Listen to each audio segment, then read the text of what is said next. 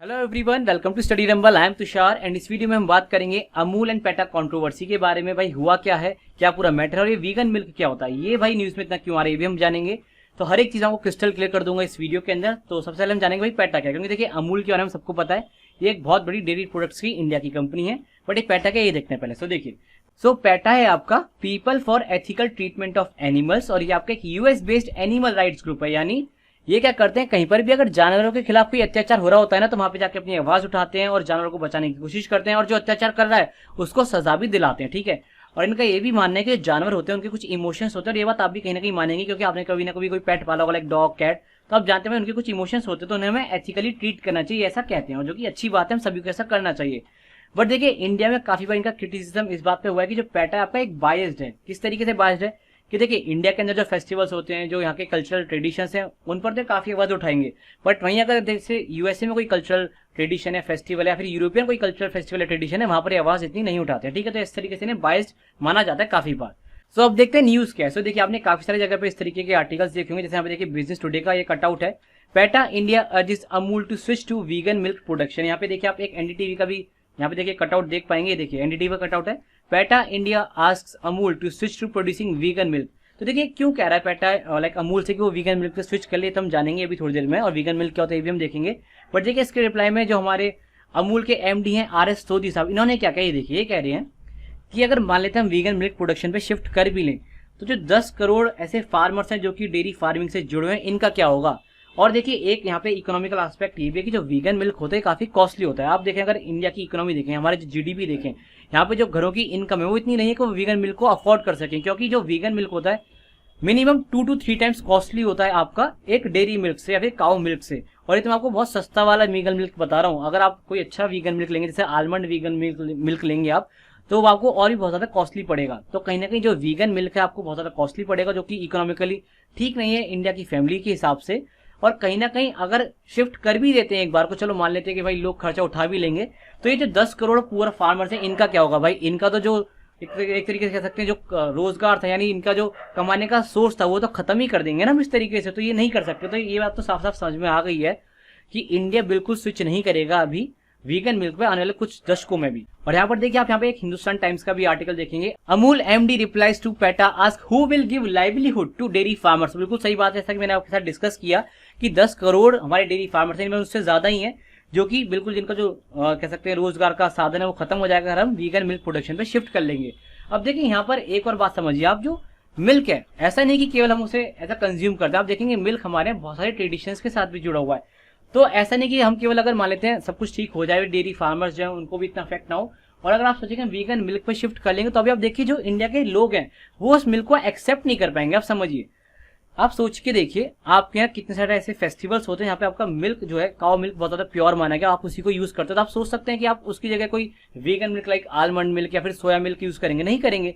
तो कहीं ना कहीं अगर मिल्क प्रोडक्शन पे हम स्विच कर, लाइक वीगन मिल्क प्रोडक्शन में स्विच कर भी दें, तो ऐसा जरूरी नहीं कि जो लोग हैं वो उसको एक्सेप्ट कर लेंगे, क्योंकि इंडिया में अभी जो लोगों का माइंडसेट है उतना वो वैसा नहीं है कि वो वीगन मिल्क की तरफ ज्यादा आकर्षित हो या फिर उसको इतना यूज करें। आप समझ पाए। तो दो बातें हो गई, एक तो भाई इकोनॉमिकली इतना ठीक नहीं है वीगन मिल्क अभी हमारे इंडिया के लिए, और कहीं ना कहीं जो हमारे ट्रेडिशंस है और जो हमारे कस्टम्स है वहां पे भी काउ मिल्क और जो नॉर्मल मिल्क होता है उसी को ज्यादा हमने प्योर और अच्छा माना है, ना कि वीगन मिल्क को। ठीक है, ये तो एक नया टर्म है खैर वीगन मिल्क, ये तो पहले था भी नहीं।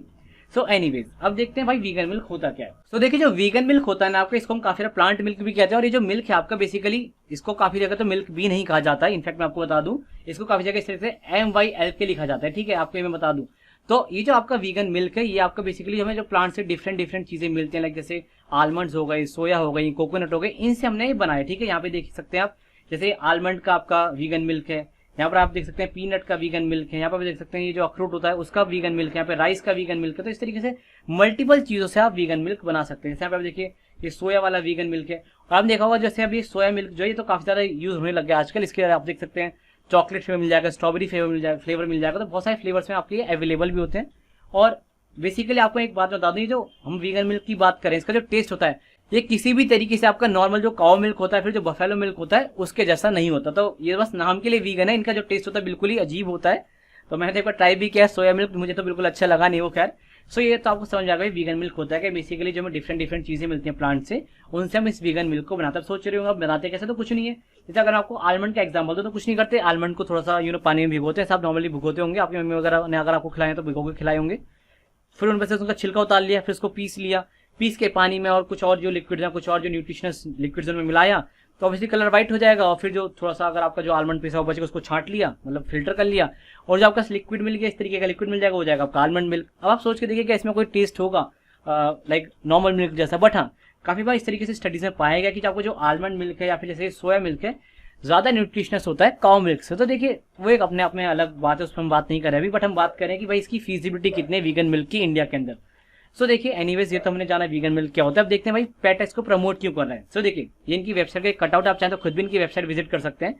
तो इन लोगों के हिसाब से आपको जो काउ मिल्क आपके अनहेल्थी होता है, पता नहीं किस बेसिस पे इस बात को कहने की अनहेल्थी होता है, क्योंकि देखिए इंडिया में तो ये माना जाता है कि आपको जो काउ मिल्क है आपके मदर्स मिल्क के बराबर होता है, नहीं जो आपका जो माँ का दूध होता है उसके बराबर है। इवन काफी जगह मतलब जब बच्चा माँ का दूध नहीं पीता तो उसे काउ का मिल्क ही दे जाता है। तो ये पता नहीं किस बेसिस पे कहने की आपको ये जो काउ मिल्क है अनहेल्थी होता है, क्योंकि देखिए काफी सारी स्टडीज में रिसर्च में पाया गया कि आपको जो काउ मिल्क है बहुत ज्यादा न्यूट्रिशनस होता है। तो आई डोंट गेट इट कि भाई इन्होंने किस बेसिस पे कहा कि ये अनहेल्थी है।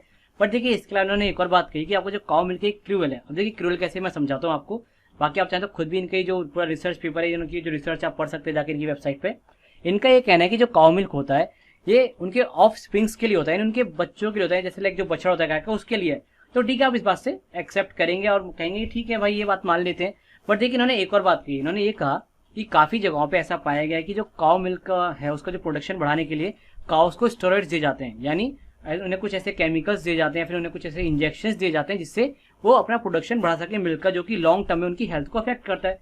तो ठीक है यार, माना एक आध जगह पे कुछ जगहों पे इस तरीके से हो रहा होगा, बट इस बेसिस आप ये कहते हैं कि भाई आप काउ मिल्क का प्रोडक्शन ही खत्म कर दें, भाई इन्हें छोड़ ही दो, तो ये तो मेरे हिसाब से सही नहीं है। और देखिए कुछ जगहों के बेसिस पर पूरे इंडिया को टारगेट नहीं कर सकते, ठीक है। अगर कुछ जगहों पे ऐसा हो रहा है तो उसके खिलाफ एक्शन लिया जा सकता है, बट उसके लिए पूरे इंडिया में इस तरीके का वो कर देना कि हम अब काउ मिल्क का प्रोडक्शन बंद कर देंगे, ये गलत है, ठीक है।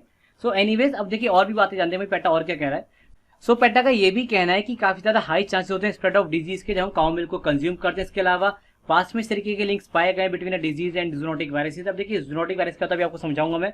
और इसके अलावा उन्होंने जो आपका काउ मिल्क है इसको कोविड-19 से भी रिलेट किया। अब इस पर हम इतना डिटेल में नहीं जा रहे क्योंकि आपको पता होगा, अब तो खैर मेन स्ट्रीम में ये बात चल रही कि जो कोविड-19 आपका चाइना की किसी लैब से ही निकला था और यूएसए ने मतलब जो यूएस के प्रेसिडेंट जो बाइडेन उन्होंने इसके लिए एक पूरा टीम बना दी, भाई करो रिसर्च कहाँ से आया वायरस।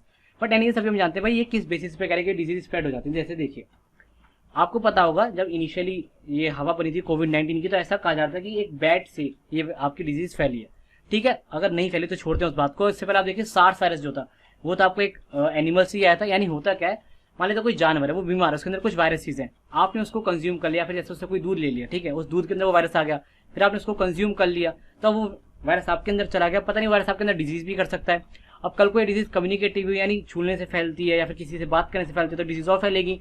या फिर कई बार ऐसा होता है कि जब बहुत सारे जानवरों को एक साथ रख देते हैं तो अपने आप में डिजीज बननी शुरू हो जाती है, बहुत सारे वायरसेस अपने आप में बनते हैं, बैक्टीरियाज बन जाते हैं जो कि डिजीज फैला सकते हैं। तो ये इनका कहना है, ठीक है।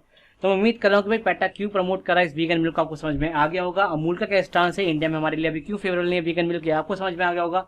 क्या इसके इकोनॉमिकल एस्पेक्ट भी आपको समझ में आ गया होगा। और इंडिया में लोग अभी इसके लिए तैयार नहीं भी आपको समझ में आ ही गया होगा, क्योंकि मैंने बहुत ही क्लियरली आपको बताया कि इंडिया के जो ट्रेडिशंस और कस्टम्स है वहाँ पे जो काउ मिल्क होता है और जो नॉर्मल मिल्क है उसी को ज्यादा प्राथमिकता दी जाती है, उसी को ज्यादा प्योर माना जाता है, ठीक है। तो चलिए मिलते हैं अगले वीडियो में जहां पर हम बात करेंगे किसी और टॉपिक के बारे में। एंड अगर वीडियो अच्छा लगा है, इन्फॉर्मेटिव लगा है तो इसको लाइक करिएगा, शेयर करिएगा अपने दोस्तों के साथ। एंड अगर चैनल में पहली बार आ रहे हैं तो इसको सब्सक्राइब कर लीजिए ताकि इस तरह की वीडियो सबसे कभी मिस ना हो। Bye, take and keep preparing for your exam.